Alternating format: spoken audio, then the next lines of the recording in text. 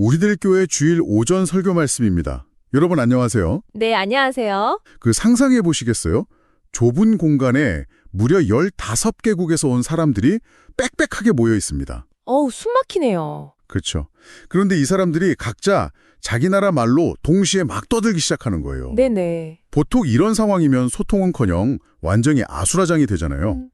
서로 목소리만 높이다가 끝날 텐데 오늘 말씀에서는 사도행전 2장 오순절 사건을 다루면서 이게 혼란이 아니라 진정한 공동체의 탄생이라고 말씀하셨죠. 맞습니다. 아주 중요한 부분이죠. 보통 사람들은 오순절 성령 강림이라고 하면 막 불이 내리고 방언이 터지는 그 신비한 기적 현상에만 시선을 뺏기기가 쉽거든요. 네, 사실 저도 좀 그랬던 것 같아요. 하지만 오늘 설교는 그 화려한 현상 너머에 있는 하나님의 아주 정교한 설계도를 보여주셨습니다.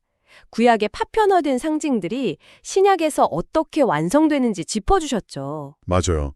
저는 오늘 설교 중에 그 설계도와 관련해서 시간의 개념을 설명해 주신 게 참 인상 깊더라고요. 아, 그 부분요? 네, 우리는 흔히 제자들이 마가다락방에 모여서 막 생명의 위협을 느끼며 두려움 속에 간절히 기도했고 그 기도의 열기가 100도씨 물 끓듯이 꽉 차올라서 성령이 임했다고 상상하잖아요. 그렇죠. 우리의 열심이 하늘을 감동시켰다? 약간 이런 식이죠? 네네. 그런데 설교 중에 그게 아니라고 딱 선을 그으셨단 말이죠. 기도의 양을 채워서가 아니라 그 사도행전 2장 1절에 오순절 날이 이미 이름에 이 구절에 답이 있다고요. 그게 신앙의 패러다임을 완전히 바꾸는 핵심입니다. 만약 우리의 기도의 분량이 성령을 끌어내린 거라면 주도권이 인간의 노력에 있게 되는 거거든요. 그럼 100시간 기도하면 응답받고 99시간 기도하면 못 받고 이런 식의 공로주의가 되겠네요. 정확합니다. 하지만 본문은 철저히 하나님의 시간표를 가리킵니다. 그 이름에라는 단어가 히브리어 절기를 뜻하는 모에드, 즉 창세 전부터 정해놓으신 그 때가 꽉 찼다는 뜻이거든요. 아, 그 정해진 때라는 게 구체적으로 왜 하필 오순절이어야 했는지 그 설명도 참 좋았어요. 네, 6월절에 예수님이 십자가에서 어린 양으로 피 흘리며 생명의 씨앗을 심으셨죠. 그리고 초실절에 부활의 새싹으로 일어나셨고요. 그리고 그 6월절로부터 딱 50일째 되는 날. 맞아요. 그 오순절에 성령이 임하심으로써 마침내 교회라는 온전한 열매를 맺게 된 겁니다. 우연히 기도를 많이 해서가 아니라 철저한 구원 계획의 사이클 안에서 일어난 거죠. 와, 이렇게 연결해서 들으니까 내가 기도를 덜해서 성령을 못 받나 하던 죄책감에서 좀 벗어나게 되더라고요. 위로가 되죠. 주도권이 하나님께 있으니까요. 네, 그런데 여기서 하나 짚고 넘어가고 싶은 게 있어요.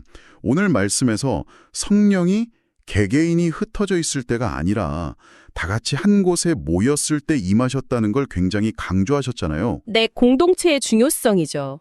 솔직히 나는 굳이 교회 안 나가고 집에서 혼자 성경 읽고 기도하겠다. 이런 분들도 꽤 있거든요. 왜 반드시 공동체여야만 했을까요? 혼자 신앙생활하면 참 편하죠.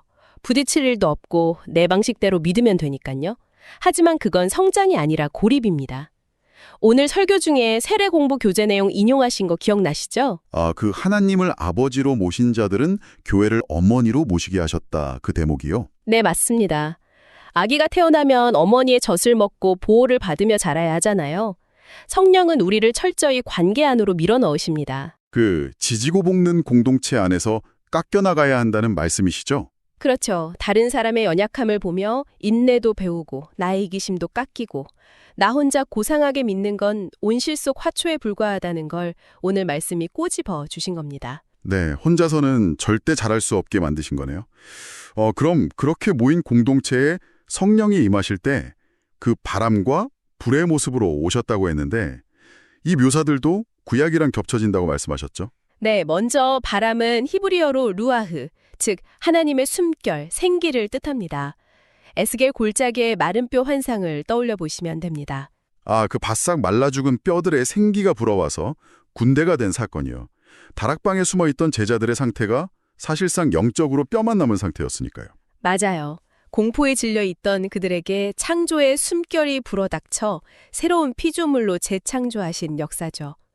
그리고 불은 철저하게 하나님의 거룩한 임재를 상징합니다.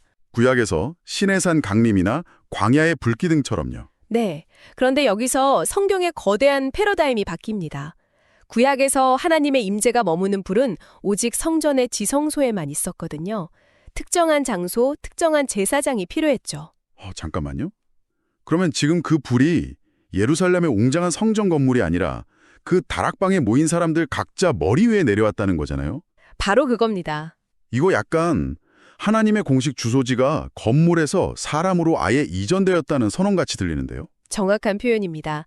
예수님이 그리스도이시고 신약은 교회를 그리스도의 몸이라고 부르죠.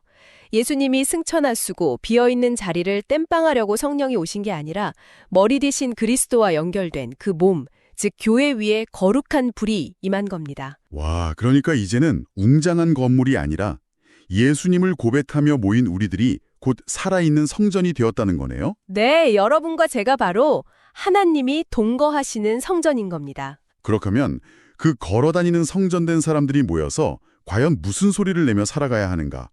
저는 오늘 말씀에서 방언에 대한 해석이 진짜 인상 깊었어요. 네, 방언 이야기 중요하죠. 설교 중에 그 흔히 생각하는 무아지경의 신비한 소리가 아니라 당시 15개국 사람들이 자기 모국어로 명확히 알아들을 수 있는 실제 외국어였다고 하셨잖아요. 이 대목은 창세기 11장의 바벨탑 사건이랑 겹쳐봐야 그 깊이를 알 수 있습니다. 바벨탑 때는 언어가 하나였죠.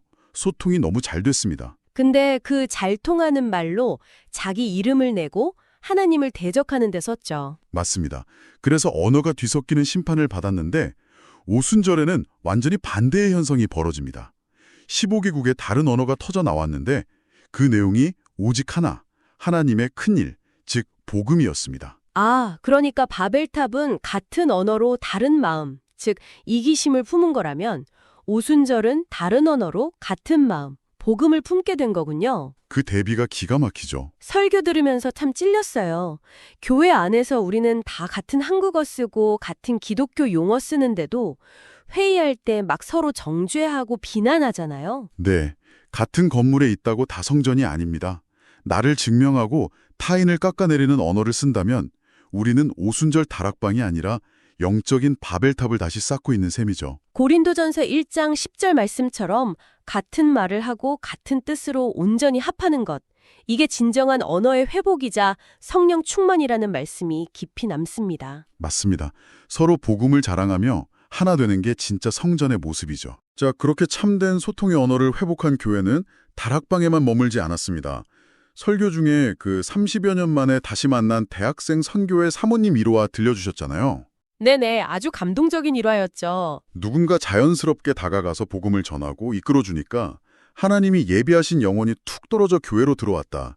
이 말씀이 참 와닿더라고요. 성령은 결코 우리끼리만 은혜 받고 끝내도록 내버려두지 않으십니다.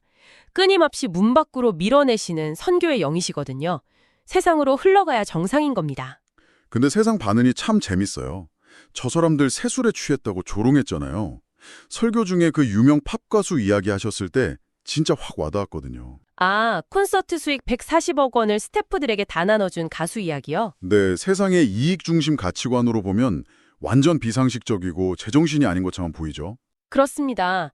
내 것을 내 것이라 안 하고 나누고 분노 대신 용서를 말하니까 세상 계산법으로는 답이 안 나오는 삶인 거예요.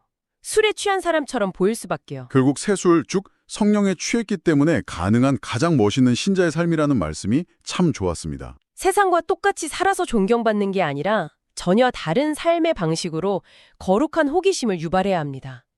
그 다름을 통해 세상도 하나님을 보게 될 테니까요. 네, 오늘 말씀을 돌아보면 오순절 성령 강림은 단순한 기적이 아니라 교회의 탄생이자 바벨탑으로 찢어졌던 우리의 언어와 마음이 하나로 회복된 위대한 사건이었습니다. 우리는 매일 점검해야 합니다. 나는 지금 바벨탑의 언어를 쓰고 있는가? 복음과 살리는 언어를 쓰고 있는가? 네, 여러분, 오늘 함께 나눈 설교 말씀을 통해 한 주간 깊이 묵상해 보시길 바랍니다. 나의 언어 온도는 어떠한지, 그리고 내 삶의 자리에서 하나님이 예비하신 영혼은 과연 누구일지 주변을 유심히 돌아보시면 좋겠습니다. 이 말씀을 붙들고 한 주간도 승리하십시오.